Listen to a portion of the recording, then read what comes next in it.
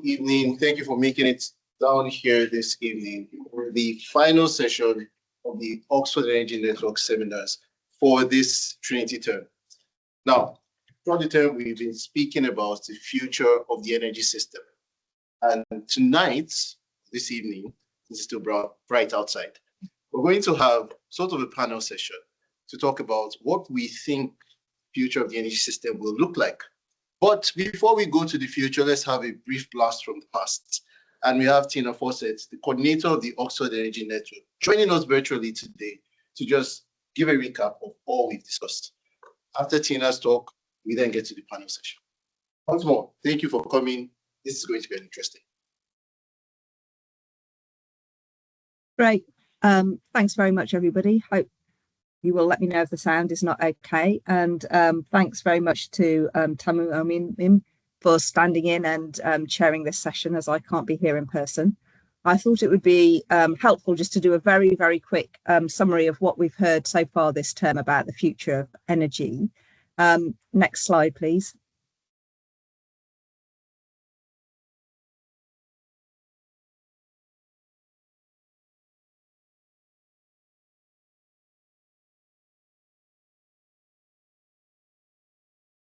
Okay, well, the next slide, when it comes up, you'll see it's got, it just kind of lists the seminar series that we've had. Okay, brilliant, thanks. And so you can see, I'm not going to read this out. You can see that we've had a wide-ranging set of talks. We weren't trying to cover absolutely everything about the future of energy, but we've got a real breadth of different topics. And I'm going to sort of very quickly do one slide from each talk and then try and pull together some themes at the end, which hopefully will set up the additional insights that the panel here today are going to bring. So next slide, please. So briefly, what we asked the speakers to consider was, is the present significantly different from how it was imagined 25 years ago or so? And what are your hopes or expectations for the next 25 years? Now, not all of our speakers answered that question directly, but some of them did. And I'm also going to try and sort of infer from what they said, what they were thinking about that. Next slide, please. So our first talk was a really great one to start off. It was from Gaurav Kade from Manchester University, and they had looked at scenarios, and they had looked at over 80 energy scenarios for the UK. So whole economy energy scenarios, which had been developed between 2000 and 2009. And what was really astounding was all of the scenarios predicted energy use in 2022 much higher, often very much higher than the actual amount of energy used. So that was quite extraordinary that they would all be wrong in the same direction. I know the point is not to be right, but nevertheless, that was a very striking finding. As Gaurav said, they weren't wrong necessarily because they weren't trying to predict, but they did point us in a certain direction.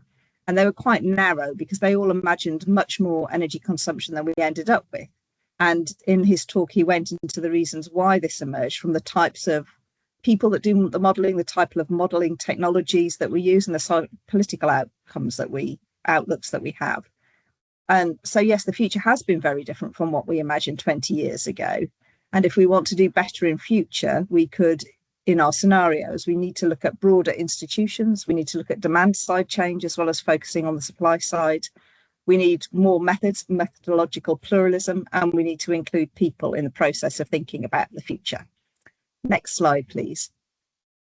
So following that, we had a talk from Sarah Sparrow from Department of Engineering at Oxford University. And Sarah was very much looking at energy system resilience in the face of future weather extremes, particularly electricity system resilience. And you can see the diagram there of the different parts of the electricity system. And she had case studies in each of these sections, often done by master's and PhD students, which was great.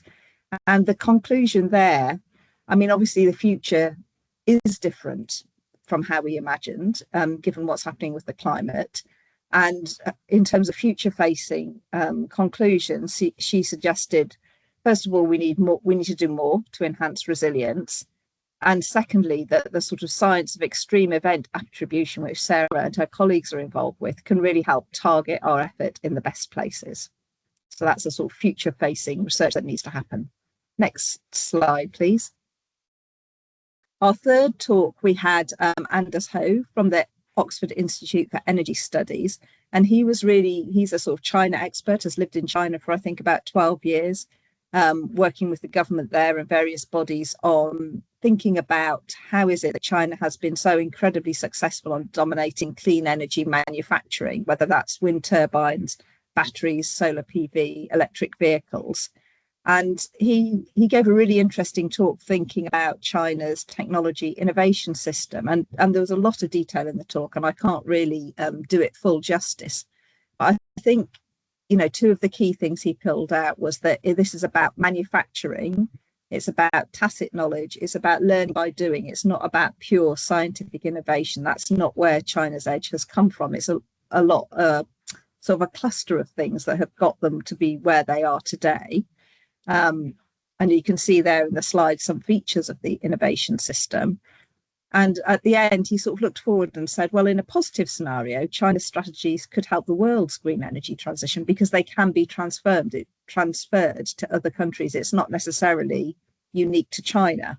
And for the reasons here, for example, manufacturing intensive fields have lower barriers to entry than some sorts of economic activity.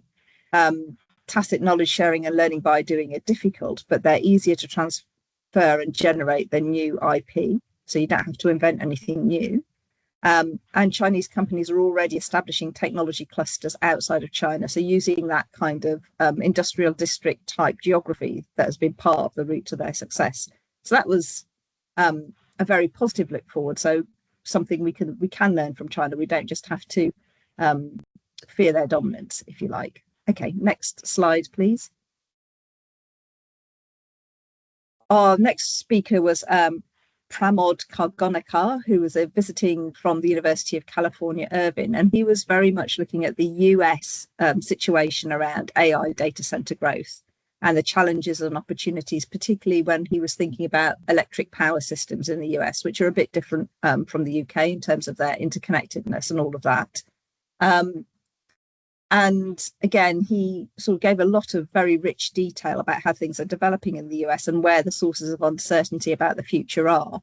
And as you can see, if you look at the graph there, these are scenarios only out to 2030, and mostly scenarios projecting forward from about 2023 or 24. And we've got a factor of something like 4 difference in the amount of electricity demand in the mainstream scenarios that could be expected just in 6 years. So there's huge amounts of uncertainty.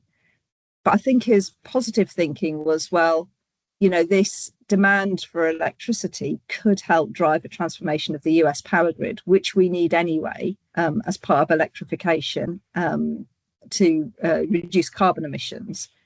And it could,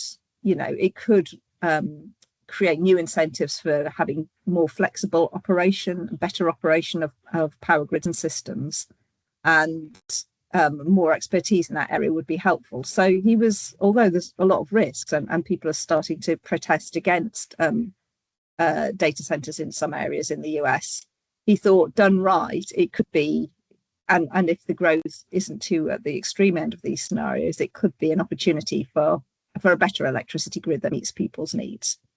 Next slide, please. Then we had Andy Ewell from Manchester University, and this was very much this was about integrating citizens into modelling of energy futures. And they had a citizens panel, and they had a bunch of very expert energy modellers, and they brought them together to think about what could the future of energy be. And in the end, they worked with these citizens and the modelers for 2 years. So it's a very intensive process, very iterative. And in the end, they came up with a scenario whereby UK energy use fell by 37% and greenhouse gas emissions by 82% between 2025 and 2050. Really impressive scenarios, really interesting. And as you can see from the little diagram there, most of the panel, the citizen panel, thought that was about right. And some thought it wasn't ambitious enough, and some thought it was too ambitious. So I think the lesson there is that you could have much lower energy use and greenhouse gas emissions and gain citizens' consent if you do it right. Next slide, please. And then we had The Future of Energy for Transport by Hannah Budnitz. And Hannah was reflecting on, she did reflect specifically on 25 years ago, was reflecting on her own sort of involvement in transport at that time. And as you can see from her quote here, she said, even 12 years ago, when the UK government first launched its Go Ultra Low City scheme, there was a lot of uncertainty about which low carbon fuels would actually scale: electric, hydrogen, natural gas, biofuels. But as I think we would agree now, mainstream opinion, and certainly the way the market is that we're actually looking at electric mobility is the way of the future. And the important questions for the future is this going to be still all privately owned cars and vehicles, or are we going to see more shared and autonomous mobility as part of that change? Next slide, please. And last week we had David Howie from the University of Oxford, and he was presenting data from his own home in Oxford, which has a PV system and a battery and a flexible electricity tariff. And David runs a battery engineering lab in Oxford, so he's kind of a world battery expert, and so was very interested to have his own home battery. But his conclusion was, at the moment in the UK, the economics of the PV system alone was better than a battery. Even with somebody as expert as him, it's really quite hard to say what home batteries do in terms of grid carbon emissions. And interestingly, he said he'd changed his mind on using electric vehicle batteries to balance the grid in so-called vehicle-to-grid technologies. He used to think this would be bad for the batteries. Now he thinks actually the batteries can take it, and it's a really important resource. And that is probably the future more than standalone batteries in homes. Next slide, please. So just to bring all this together, some aspects, when we put all these together, and this isn't, of course, everything about the future of energy. We haven't looked at all sectors and all of that. Some aspects of the future seem more certain. So electrification, that was coming across in all of our talks. But the scale of the energy system that's needed or wanted and the rate of change is still uncertain. We know that our ways of thinking about the future tend to overestimate future energy growth. We know that lower energy futures could be acceptable to the public. On the other hand, as we're seeing in the US, new energy infrastructure and can also be rejected, and it can here too. Data center growth, rather than just being seen as a threat, could actually be an opportunity to speed up electrification if we do it right. And electrification is making increasing sense at household level. The successes of China in clean energy technologies, they could be replicated elsewhere. This could be a good news story in terms of energy security and sort of national control of systems. That this is perhaps something that Europe and other, North America could do more of, and everywhere could do more of. And of course, future energy and electricity systems must be resilient to climate risks. So I think my conclusion from this whole amazing set of talks we've had is that, I suppose it's obvious, but the future we get depends on the technologies and the energy sources and economics, and also how we govern the transition, energy and national security considerations, and our changing climate. And I think it also depends on what futures we allow ourselves to imagine. So with that, I would like to hand over to other people who are thinking about the future, our panel today. Thank you.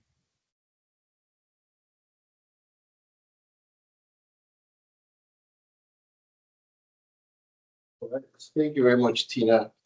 And now, like you said, we're going to hear from other people who are thinking about the future. So my name is Tamunoimim Kaladadrin. It is a tongue twister. So I go by the last 4 letters of my first name, which are I-M-I-M, right? So you can refer to me as Imim. And I'll be moderating this evening's panel session. And I'm just going to introduce the guests, and they will come and join me up here. And then we can get started. So the first guest is Professor Jan Rosnell. Now, Professor Jan is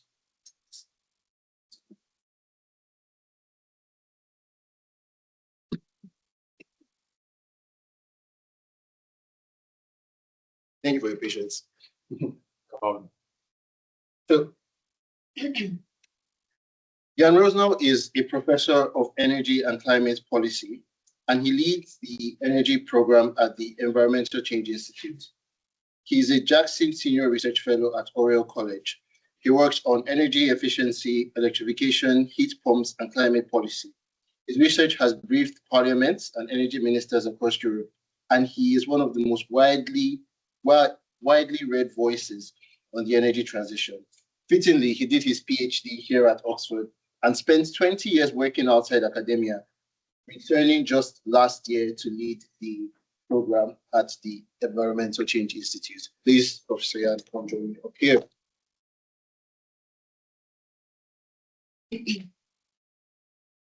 The next person on our panel is Vafa Jörnefelt. Vafa is a DPhil candidate here at the Environmental Change Institute and a senior scientist at VTT in Finland. Her work sits on the material side of the transition, so critical raw materials, circular economy, supply resilience, and life cycle assessment. In other words, the physical stuff that all our clean energy technology actually depends on. Right. Her work brings a circularity perspective to a wide range of sectors, including carbon capture, utilization and sequestration, forest-based products, textiles, electronics, agricultural waste, and materials for the energy transition.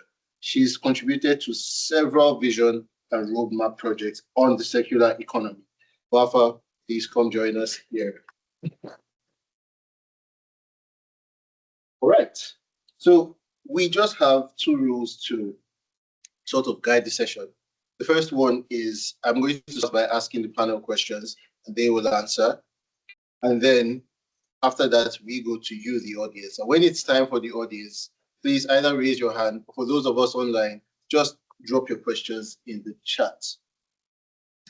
Drop your questions in the chat. I don't know, can they see us? I feel like if we're displaying the diagram so early, they won't be able to see. Take it down. Or? Yeah, I think we should for now.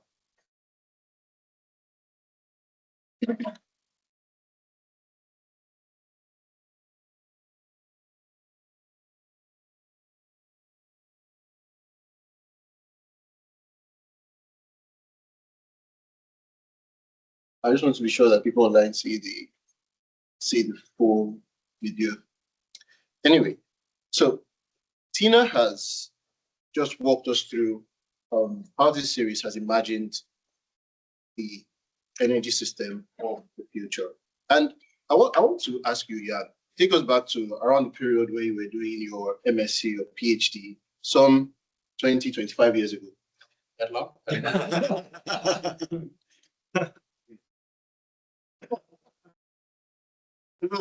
During that time, what did people think the energy system of today would look like? And how does that pale in comparison or align with where we actually landed? Yeah, it was actually 2004 when I first worked on energy. I was still doing my first postgraduate degree, and I worked in German Wuppertal Institute, which is in Germany a significant institute outside of Germany. That's well known. But my first task was to analyze the cost of different types of energy, so solar, wind, lignite, coal, gas, and I remember very well when I looked at the cost of renewables, they were multiple times more than the cost of fossil fuels. So it's like, on earth can we roll these technologies out as they can't compete on costs? And they played almost no role globally in the global energy mix at all, certainly not wind and solar. And when you fast forward to where we're now, there's several countries where even without any government program subsidy, you see organic demand for, certainly for solar, for batteries, and also now for electric vehicles. Things have dramatically changed over that period. So that's 22 years. 5 years ago, I was still doing my undergraduate. But has really moved on in the electricity sector. I mean, that's important to say. We've done very well on electricity. Electricity is now in Europe about 70% non-fossil, a bit more actually. That's similar in the UK. We have a very similar share of fossil and non-fossil in the UK as in the European Union. And at global level, we're now also moving at pretty significant speed. So electricity is decarbonizing, maybe not fast enough yet, but it's decarbonizing and we are on a good path. But the other sectors are just beginning. So we're seeing transport that is sort of at 1% that is not combusting a fuel. Most of that is fossil fuels. That's slowly edging upwards because of electric vehicles, but it takes quite a long time. The building sector has been increasing the amount of renewable energy over time, but also is too slow, and the same in industry. So on the demand side, we're not moving fast enough yet. So that's kind of the bigger picture, but things have changed an awful lot, at least over the last 22 years, I would say. You know, it's quite interesting because you research this field, you're working in it, you started looking at comparing different technologies way back.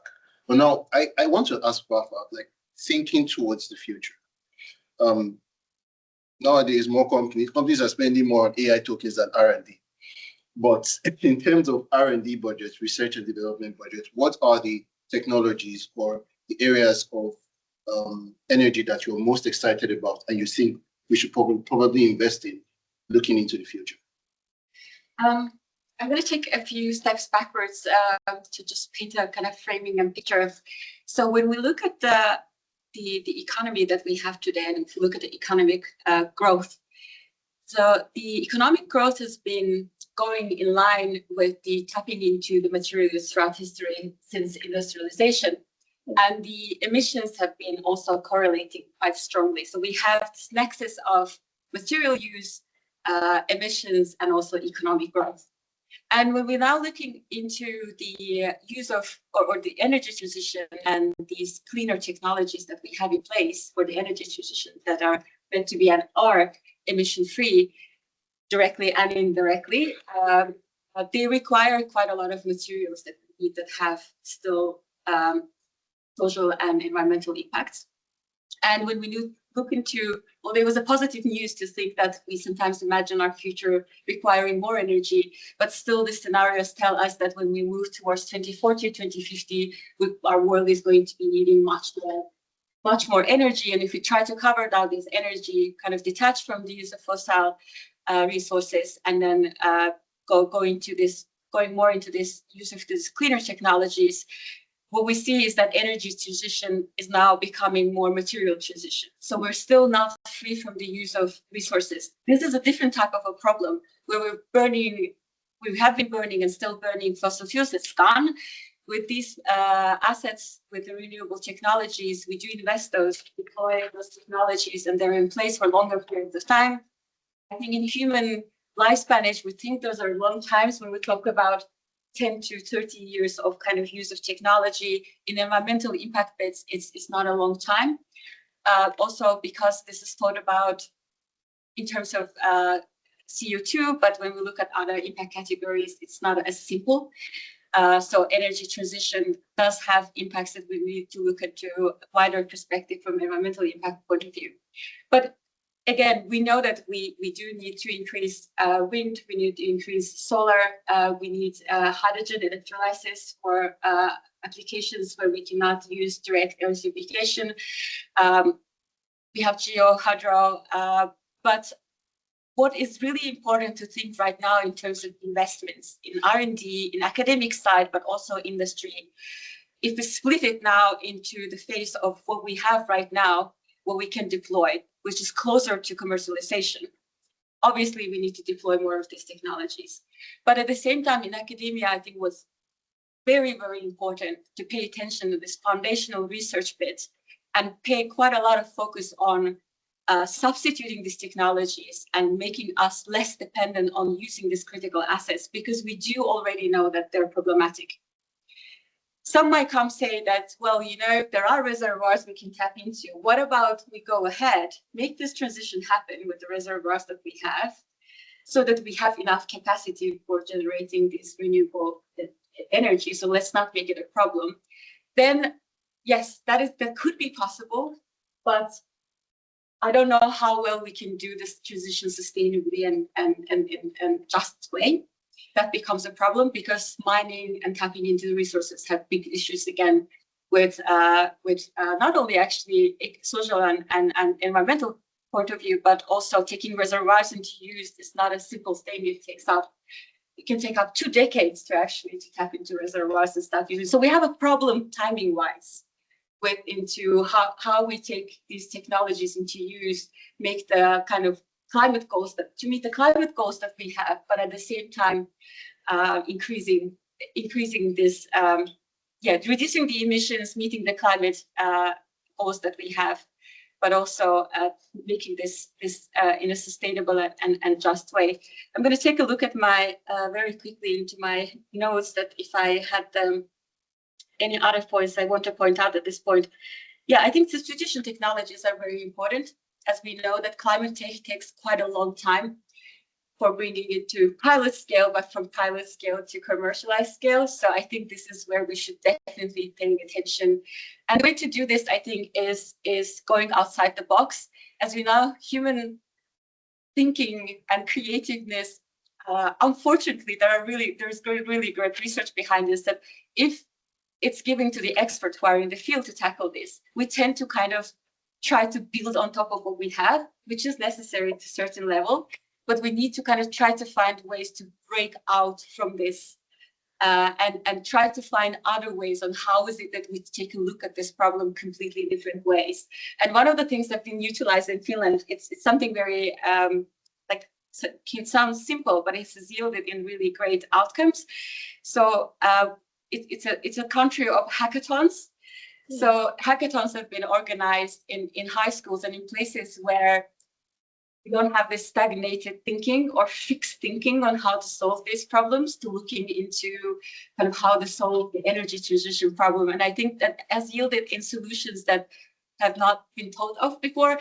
Of course, if those can be truly realized, and in what time scale, it's still another question. But I think we need more of this, and I think academia should pay quite a lot of attention to this. And maybe here, what I want to ask as a question, kind of back like to myself to reflect on, but also to the field, is that where we're using energy, which is not promoting human well-being and human potential, because whatever we do with the energy is essentially and eventually for us to develop as a species and go forward and having this growth and development. And there are many instances where we started using energy where it's actually not necessary. So it requires this systemic level kind of questioning of why are we using energy for certain products and applications that if they could be designed more in a smart way, they would actually could be generating energy, not using energy, or generating actually energy in the system to be utilized in places where it's more critical and necessary. That's interesting.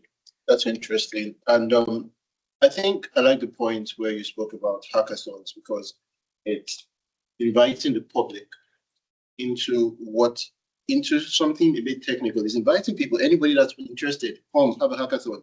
We'll sit down, figure out the way forward, which really is where innovation is built. That collaborative approach, that's rubbing of minds together. And speaking of rubbing minds, it will interest you to know that when Jan is not leading his research group here in Oxford, he's either talking at Davos or with UN ministers, or my favorite, on LinkedIn, right? Jan Rosnau is the top voice on LinkedIn, which is fancy for saying he's a celebrity there. And I want to ask you a question around misinformation and miscommunication. You spend a lot of time communicating about energy with a wide array of people, expert audiences, lay audiences alike. What's the biggest misconception about the energy transition we keep running into? And before you answer that, I'm just wondering, can we stop sharing the screen if that's possible? Thank you, Karen. Well, you could get the graphic up now. It's actually a good time. Well, this is a good time. This is the perfect time. I can start to talk about communication just a little bit whilst another graphic is up there. But I think research is analysis. It's all about communication, because if you can't communicate what research says or what the analysis says, then it doesn't have any impact. So it's all about communication. And I think sometimes I get the sense that there's been looked down on, that people say, that's less important. But I think if you want to have impact in the field, whether or not you're in the academia, or you're a business, or you're an advocate, or you want to influence government, it's communication is absolutely critical. And you asked about misinformation. I mean, where do I start, right? There's so much. And the, at one point I asked, I think I used AI to go through all the worst comments I've ever received on X. And I actually used Grok for that, ashamedly, but the other AIs couldn't get access to the comments. And then you can then filter and say, like personal attacks or negative comments about heat pumps. That was a big category because those who know me, I've been very vocal on heat pumps because I believe they are the key technology to decarbonize heating. And a lot of people would comment, oh, but they don't work when it's cold, or they don't work in old buildings. And I live in a 1880s house with a heat pump, and just been to Finland where they have quite a few heat pumps installed. But you have this sort of misinformation about technologies. But I think I wanted to make a wider point. So and because you asked what's the biggest misconception, I think, and I come to this graphic in a minute.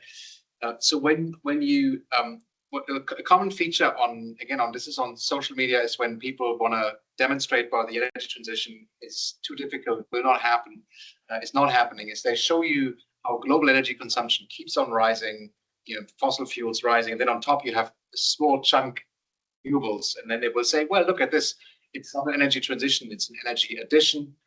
And there was a famous article written by Daniel Jürgen and colleagues in Foreign Affairs in, I think, February last year or a couple of years back, called The Failed Transition, which got a lot of attention, and that made similar points that we are failing the energy transition. It's not happening. And I think the misconception is that we look at the system from the inputs. So we're looking at primary energy, all the oil, the coal, the gas, the solar, the wind that goes into the system, and then say, oh, it's all too difficult. But I want to come back to your point, Rafa, which is starting with what we actually use energy for is a much more useful starting point, and then working backwards. So how do we satisfy the needs that we have as a species in a more efficient and in a clean way? And then we can even talk about things like sufficiency, but let me maybe not cover that in what I'm going to say next. I don't think, not because it's unimportant, but this is a chart that I just built the last few days with the help of people on LinkedIn and Blue Sky. I just put out something that was way less sophisticated, not as good, and said, just tell me what's missing and what's wrong. And I got 150 comments or something back with. And this is the power of the crowd, and people were really engaging, and rather than just saying this is terrible, and they were suggesting how to make it better. So what this is doing is it's showing you on the left-hand side, it's highly stylized. So apologies, it doesn't show you everything, but it's a highly stylized version of the energy system. And you see useful energy at the bottom. That's what we actually want, right? Warmth, mobility, running our factories. And then you see the different stages on top, starting with the fuel stocks. So that would be our oil reserves, gas reserves, coal reserves that get extracted, transported, burned, and then converted either to heat or to electricity. And on the right-hand side, you see, and this is again highly stylized, the electrified, highly renewable energy-based system. And similar useful energy, actually exactly the same, but about half of the primary energy inputs, and that's because there's all these inefficiencies in the fossil fuel regime. Waste heat, about 2/3 of all energy inputs get wasted in combustion processes, in power plants, in the internal combustion engine, in gas boilers, in industrial process heat generation. And the system is a very different system, right? It's much more coordinated, integrated. You have the participants on the demand side, not just consuming energy in a passive way, but they're actively contributing to the system.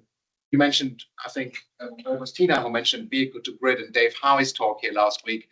Yeah, that's a good example of that. So rather than just charging your car, you're using it as a resource to support the grid, and you get a benefit in maybe lower costs of running your car, but you're also helping the very top of that chain, which is variable generation of clean energy resources. So it's a fundamentally different system. And I think that's the main misunderstanding, that we sort of start with the top and say, oh, we can't possibly replace that. We've got to start at the bottom of the chain and then work backwards. I think that'll be the number one thing if I have to point to something, and it's called the primary energy fallacy, this misconception. If people want to read up on it, there are several articles It's a guy called Paul Martin, who's I think has coined the term. He says he's not sure he coined it, but I think he did. And he's written about it. I've written about it. Michael Liebreich has also, I think that's a critical issue going forward. Sorry, I spoke for a very long time, but now I covered my chart. And if you have any suggestions online or also in person, please do send me your comments. This is for a journal article that we are writing with Saul Griffith and Kingsman Bond, who's been, I think, been an attendant in this series many times before. And I think this chart and all you've said, particularly even in mentioning Kingsman, ties very well to the next question I have. And it's a question around this idea of the electrotech revolution, where we're going to see some people opine that the future of the energy system is going to be that we have solar and wind for generation, batteries to manage their intermittency, and electrification of demand, right? And all of this is building more electricity-focused technology. So I want to ask, right, in my understanding, all of this is going on. We're seeing more people switch from traditional power plants to solar to wind. We're seeing batteries come in mass.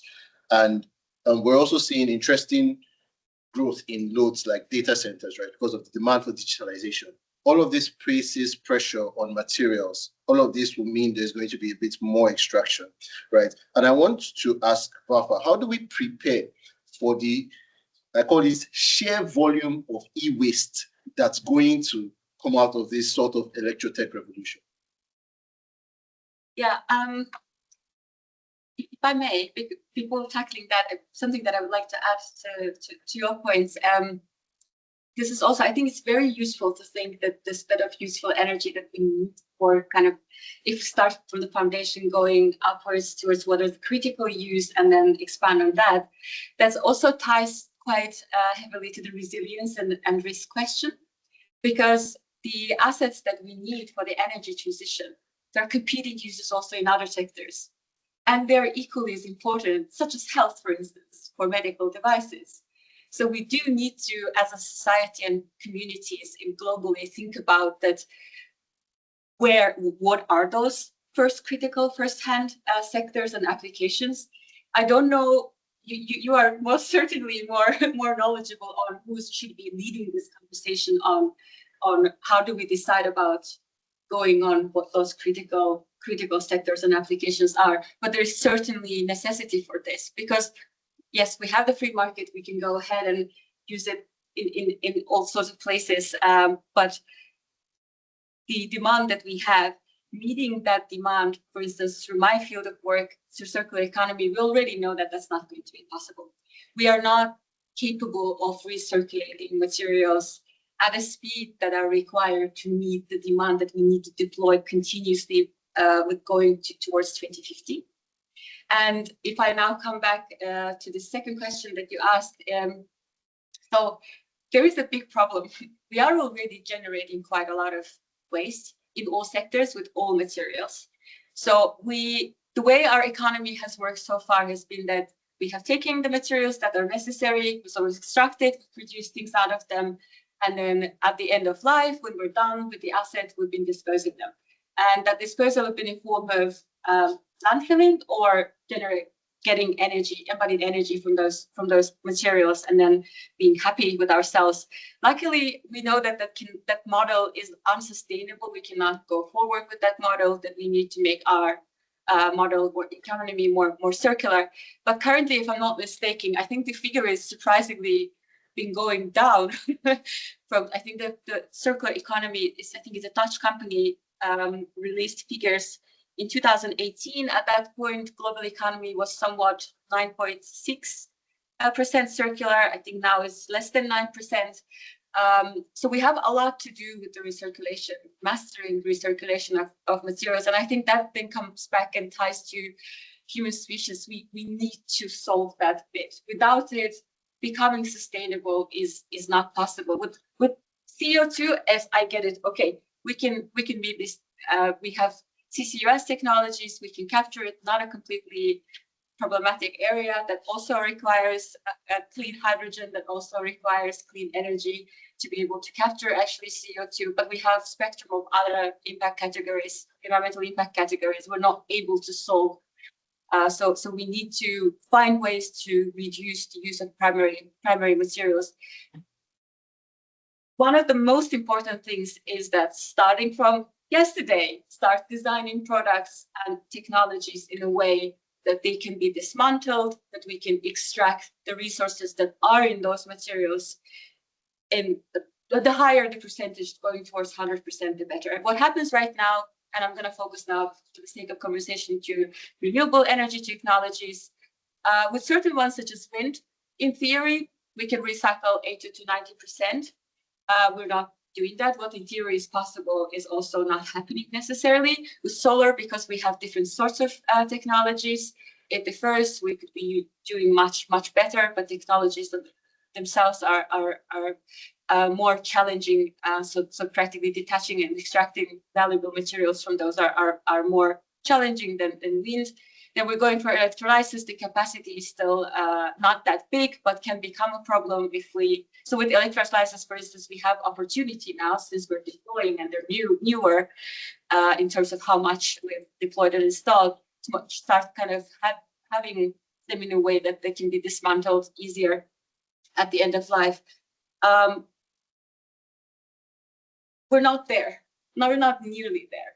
So this design aspect needs to be solved. Without it, we've each reached end of life. And at the end of life, we have technologies in place per application, per technology that can extract only so much.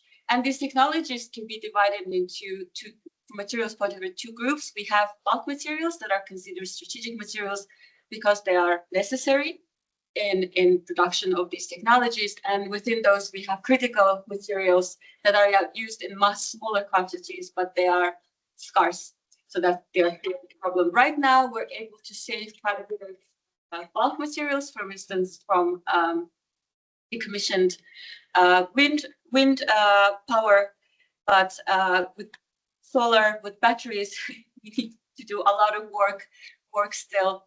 But this is a massive problem. We need to put R&D in, and substitution plays a big role going forward. What we're right now doing with technologies is that we are trying to substitute from one critical material into another. It can provide a solution, but very short term, because of the technological kind of commercialization and deployment, it is still necessary. I'm not saying it's not a way to go, but in the long run, when we look forward, it's not going to be a solution. The solution is going to be in technologies that do not use these critical materials if you don't want to keep on mining. And also looking in any on a country level, sectoral level, start looking into diversification strategies on how are we going to supply these materials in a sustainable and just way. Again, I'm pointing out this because as we've done with fossils, there is still possibility to go on and extract and continue as we have. But I think that that's not the world we want to live in, because it has consequences for centuries ahead. And human life is too short to think that way. But I think we have the responsibility to do so. Interesting. So now I want to kind of take that extractivist framing and ask a question that I want to hear the opinions of both of you on. So we're often told that the energy transition would involve trading of fossil fuels for renewables, right? And these renewables, to support renewables, we will need to mine for critical minerals that will be needed, especially in technology like batteries. So Jan, on the fossil fuel side, how do economies built on fossil fuels, right, built on that oil revenue, how do they manage the decline in fossil fuel that we hope the transition will bring about without tipping into prices? And for Vafa, on the material side, how do we build this future so we are not locked into the same critical mineral dependence similar to that of oil, right? So how do we how do nations that are depending on fossil fuels for their economies, how do they manage such a transition? And how do we ensure that we're not having terrible extractivist patterns for minerals as we transition to an economy that's a bit more mineral? Really good question. And I think it goes into this whole petrostate versus electrostate discussion. And really, maybe I use an example, and Norway is perhaps the best famous example in that way, because Norway is clearly, well, is it a petrostate or is it an electrostate, right? I mean, I went to a conference last year in Oslo and we discussed this for 2 days and wrote a paper about it. And yeah, on the one hand, Norway is a major exporter of oil and gas in Europe, key supplier to the European Union, but also now also to the UK, especially when it comes to gas. And they have a big sovereign wealth fund built on vast reserves. So yeah, you could say they're clearly a petrostate. They're hypocrites. They have a few EVs on the road, but they're hypocrites. On the other hand, Norway is the most electrified major economy in the world. I mean, there'll be very small, but not major countries that have maybe even higher electrification rates than Norway, and it's all based on renewables. So it's hydro and wind, mainly hydro. So they kind of done both at the same time, which they are selling. You may say they're selling oil and gas to the world, but they are themselves transitioning to electricity, and it's based on renewables. So it's like how do the two go together, right? Doesn't seem to make any sense. But when you think about it, it's actually in the long run probably a clever strategy in that then once that happens, that there is a transition away from fossil fuels. They also have the capability of doing, it's now called electrotech. They would have built the capability to do that. And in a way, China is going through something quite similar. I mean, they're not exporters of oil and gas so much, but they have relied traditionally heavily, of course, and they're still using coal, but they're building a parallel system. And now I think for the first time it was reported that the emissions from the power sector certainly have fallen in China, and also the countrywide emissions are looking like they are peaking. And that's pretty recently, just the last couple of years, where we've been seeing that in the numbers. And I think that's interesting because it's also indicative of a wider phase of the transition that we're now entering, which I think people call the mid-transition phase, where we still have the old system. We're still having the oil wells, the gas pipelines, but we're also building on top of that an electric system, which is much bigger than the one that we currently have. And for quite some time, we're going to have both systems. So overall, there will be more infrastructure, more energy infrastructure. There will probably be a bigger footprint when it comes to mining. I'm not sure whether there must be studies on that too. But then you reach a point when that's going to decline again, when we start decommissioning gas pipelines. We're no longer using as much oil. And so that will be an interesting dynamic. But I think the next phase will be harder, actually, because we have these dynamics of two infrastructures competing. And to answer your question, how countries can react to this, I think it's having a forward-looking industrial policy that anticipates that this would happen, rather than just assume business as usual. This will continue to go on forever. This is going to be brilliant. I mean, in a way, that's what we're seeing in the US right now, I would argue, where there's this sort of going back to drill, baby, drill, and we can do fossils, and that's going to be the way forward. But I think long term, this could be bad news for electric vehicle technology in the US.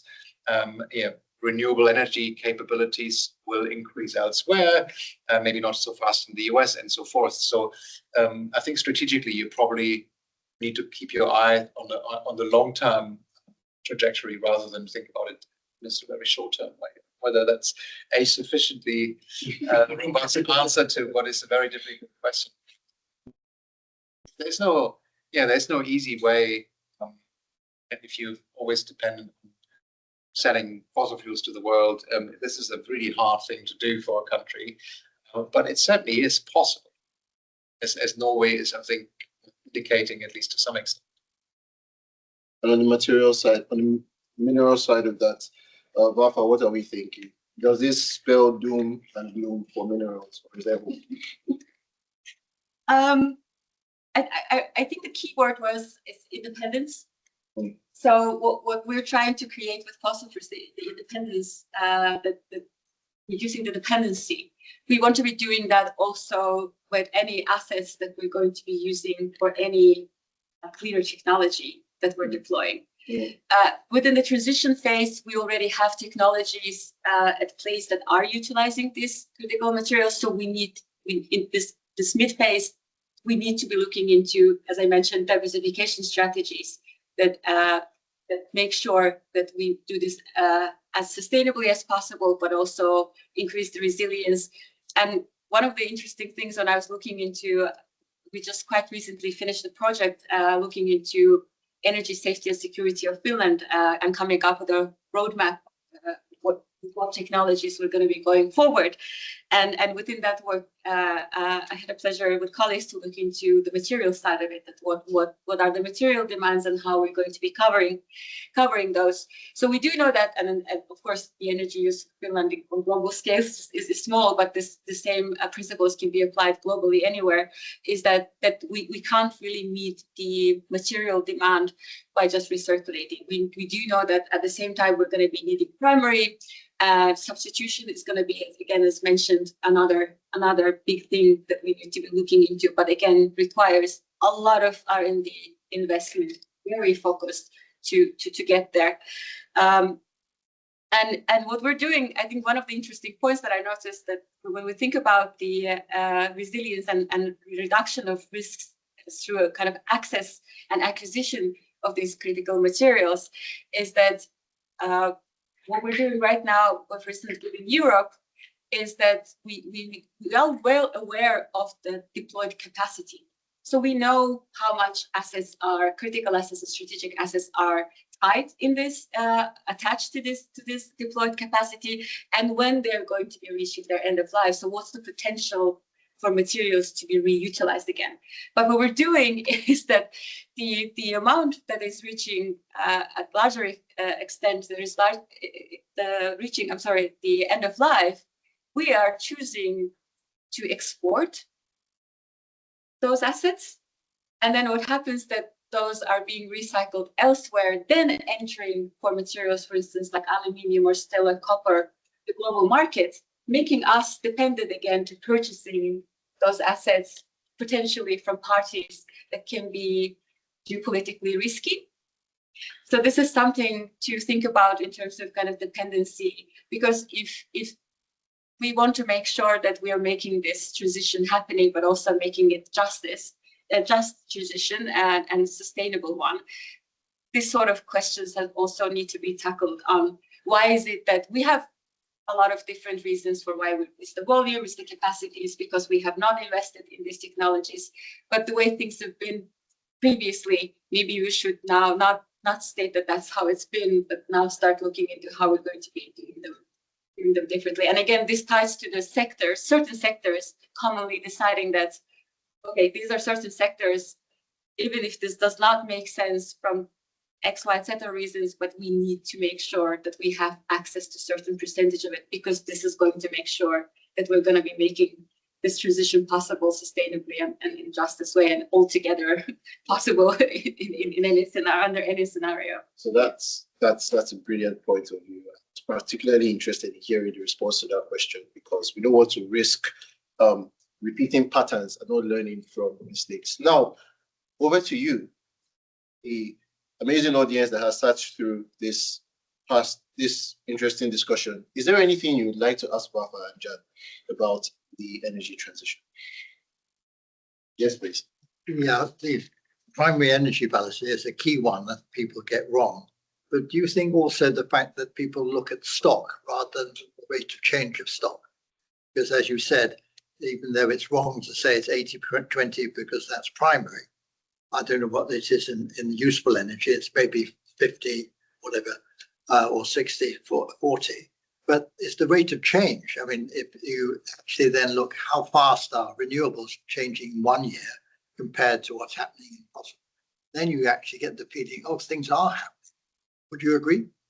I guess that's for me. So yes, I would agree. And I wrote a piece, I think, it's just a few months ago with colleagues. Michael Grubb was involved, and Max Tollett, and Simon Sharp, and we talk about, we call the vicious and virtuous circles was the title of the paper about the energy transition. And your vicious circles, sort of things that slow down the transition, make it harder, and then virtuous circles that actually have there's a learning effect.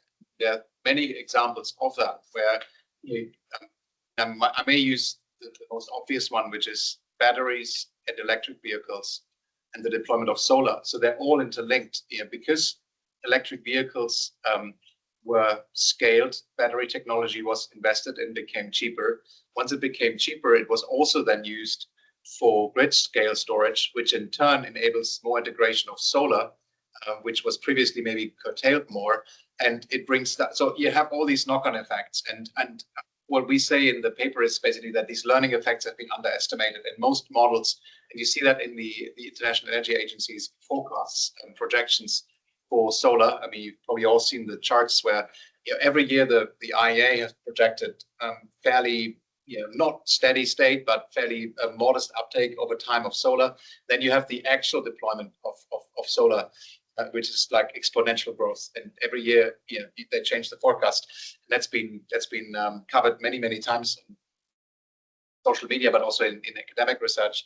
And I think that's partly because there's an expectation of continuous, what happened in the past informs the present, to keep it simple, right? So you're looking at past growth rates and you're just projecting out, whereas with these learning effects, you have unpredictable changes that are much more rapid and tipping points, not just in the climate system, but also in technology. And I mean, we're seeing something similar now in the non-energy space, but energy-related AI, right? I mean, if you look at past AI projections, how many people got this right? And now we're seeing this. I mean, I'm not saying that that's a great thing or it's a bad thing. I'm just saying that we clearly didn't project that well, and it's now happening at a rate that no one would have predicted. Or the smartphone, when that was first discovered, there were people saying, "Who wants a phone with no buttons on it? This will never take off." And just see how quickly the smartphone proliferate, change things. So 100%, I think that's there was actually a great saying by the Finnish president in Helsinki, where I was at the conference 2 weeks ago, and he said, we over-rationalize the past, so we think everything happened sort of for a reason in the past. We over-dramatize the present. We think this is the worst ever, and this is never going to get any better, and we then therefore underestimate the future. I thought, he made his 3 points, as he apparently always does. Alexander Stubb, name of the president, but I think he made a very, very good point there. It's very hard for us to, I think this was on Tina's final slide, to imagine a future that's fundamentally different to the present, because that's just how we're wired. And I think that's also why we have underestimated the degree of change that we have already seen. I remember looking at, I think, at car technology 15 years ago, there were basically no electric vehicles on the market, right? You had maybe the Nissan Leaf came out in 2012. I'm looking at Marcel here in the audience who might have the answer to that question. I think the Model S was out in 2012. And then it really took off pretty quickly afterwards, but there was nothing for a very long time that had any commercial significance, and it changed very rapidly. Now we're at sort of a quarter of EVs, new sales in Europe, and approaching a fifth, I think, globally. So dramatic changes there. I wanted to say one that doesn't add on to the mining discussion, because I think that is important, and certainly in my proud of the debate, it's very much focused on phasing fossil fuels and clean energy technologies. I think it is important that we have an honest discussion about some of those impacts. There's a book called Extraction that was launched here recently. I think there was a presentation which I read recently. That's interesting. Really looking at the impacts of lithium mining in Chile, and getting that right is going to be super important and shouldn't be brushed away. I think the problem is that often then people who are arguing for continuation of fossil fuel use will nitpick some of these arguments, would take some of these arguments and deploy them, but completely ignore the impacts of fossil fuel extraction, which of course are huge. So it's a difficult discussion to have, but I'm absolutely with you. It's important that we have that. Any other questions? Thank you very much. This was extremely fascinating. was a lot to pack in, so I'm trying very much to ask a concise question. Members of the audience usually go on a diatribe. So I'll ask the question first and then give the 3 reasons why I'm asking the question. The question: how do we balance between a values-driven transition and a value-driven transition? I will explain the question. There are 3 levers that I see that can cause the transition based on the discussion today. The first one is law, policy, and regulation. The second one is finance. The third one is the technological context. And the problems linked to those for law, policy, and regulation is if you lock in something. For example, if you have a new oil and gas infrastructure, you're looking at 50 years locked in. For finance, decisions have been made purely based on numbers, value-driven, and some of them have meant that certain things have not been done, have been done. Norway, after the First World War, invested in hydro, and it did not make sense to invest in hydro. Yes, they had the hydro, but they put their money then. The third one on the technological context, pick Germany. I'm just picking examples that came, Germany and Finland. Germany had a moratorium on nuclear, and at the time that Jan was looking at these numbers, solar did not make sense. So solar manufacturing, which Germany was leading at the time, did not appear to be a sensible thing to invest in, and that's how China took over. So having said all those things, how do we, and the hackathons thing was beautiful because then it's more inclusive. So how do we have a transition that's not just looking at the numbers and is driven also by values, hence value. I'm sorry, it was long. Thank you.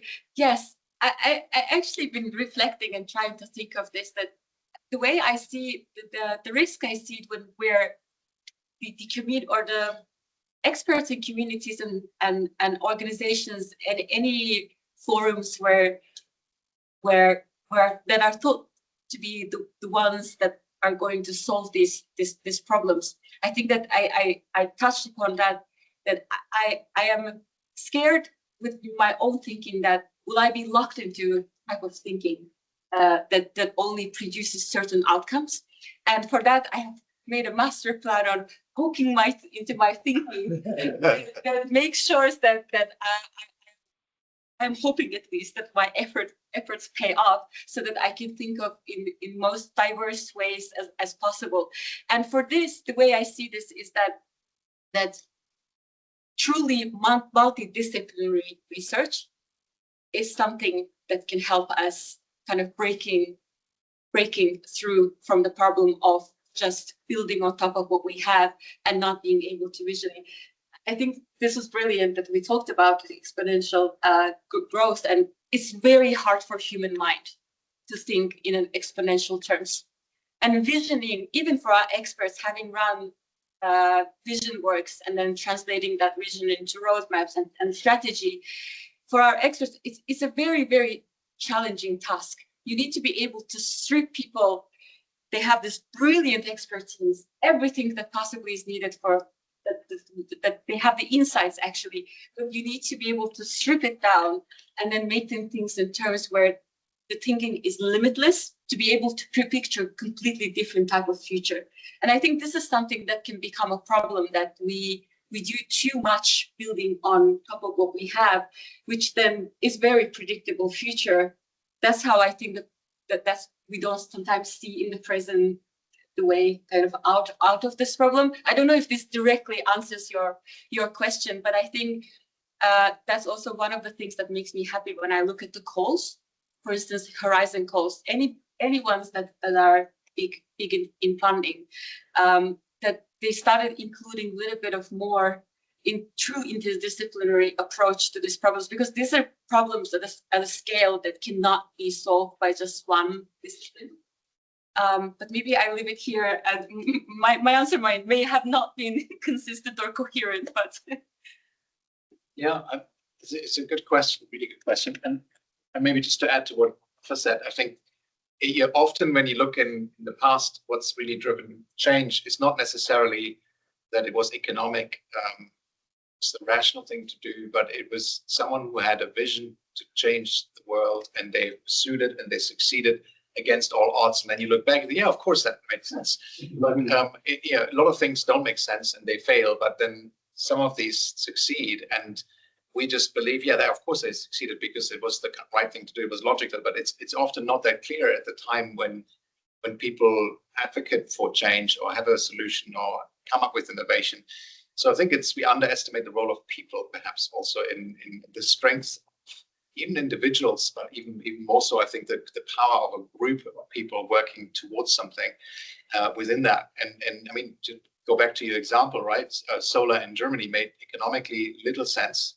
It was from a long-term perspective, you could say it was sunken cost, right? They've invested into the supply chain. They went to China. It's gone now. I think there's only one supplier left in Germany, but plays no role internationally in the global solar market. And so was that the wrong decision? I would argue not, because without Germany, you may say, subsidizing and buying down the cost of solar, we would not have the solar industry today wouldn't exist in quite the same way.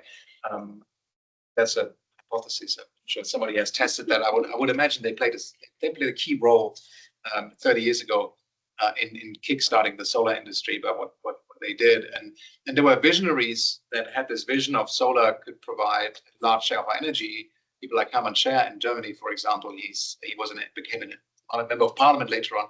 He's written a book about this very early on, when everybody said, "You must be crazy, like this is nonsense." But he persisted with this vision, inspired people, and in the end, more and more people came around. So I think that's how change often also happens, that you have the power of ideas and creativity. I think you have to add another layer maybe to your 3 points, Ted, but it's clearly very important. Right. So we are at time. Just want to ask the panel one final question.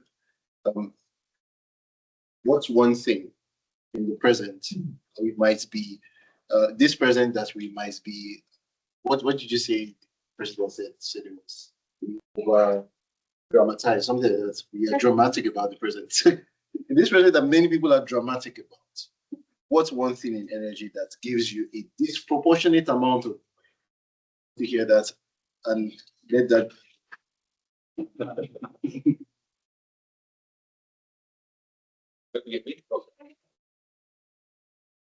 thing that gives me a disproportionate amount of joy, something that makes you happy about energy. This dramatic season.